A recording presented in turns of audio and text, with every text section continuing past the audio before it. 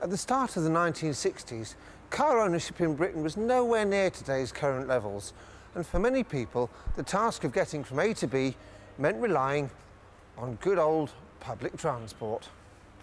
Now, to an enterprising company like the Ford Motor Company of Britain, this was a golden opportunity. Austin Morris had their Mini and their 1300 range, but Ford decided to do something entirely different, something conventional, bigger but affordable, and the sort of car everyone really wanted. And the car they made sold 1 million in 4 years.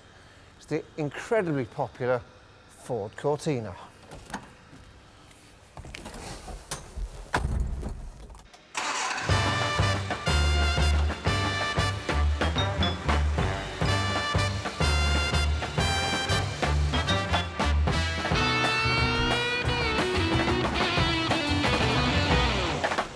Now, just because the Cortina was a family car didn't mean you couldn't have fun in it, as these head cases are about to prove. When the world's finest drivers get together, something exciting is bound to happen. And in this case, it's the discovery of an exciting new sport called auto-bobbing. Here's what the famed bobsled run looks like from the driver's seat of the world-famous Cortina.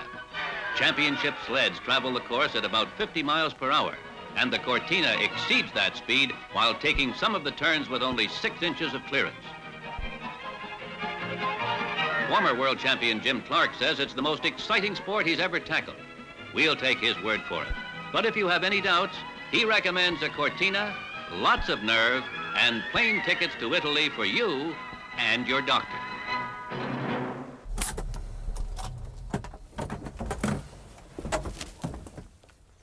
When BMC launched their mid-sized saloons, they named them after Tweedy university towns. When Ford named their car, they chose the site of the 1960 Winter Olympics, Cortina d'Ampezzo, and straight away the idea suggested travel, excitement, something new instead of just transport. So the car was off to a good start. It also had pin-sharp lines right up to the moment, with things like the CND rear lights, the big chrome appearance. Everything suggested I want the car, and the public really wanted it. For power, the engineers chose a 1200cc and a 1500cc overhead valve engine, perfectly adequate for the job, until along from Norfolk came a little man called Colin, who put a twin-cam engine in, stripes down the side, and went racing. And his name was Chapman. To drive, as you might expect, the museum's Cortina is a sedate experience by modern standards, and noisy to boot. But the engine noise, like that of a Morris Minor, is like a favourite tune, once heard, never forgotten. The steering's light, and the brakes are adequate, but that metal steering wheel with no padding is worryingly close and hard. This beauty has covered only 39,000 miles from new, and is used from time to time by Bewley's education department for taking school groups around the grounds to demonstrate the feel of 60s motoring.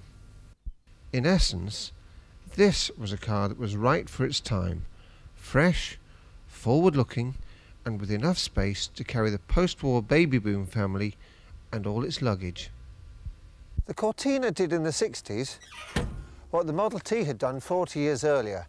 It offered reliable, flexible and enjoyable transport, and made motoring affordable to an entirely new class of people.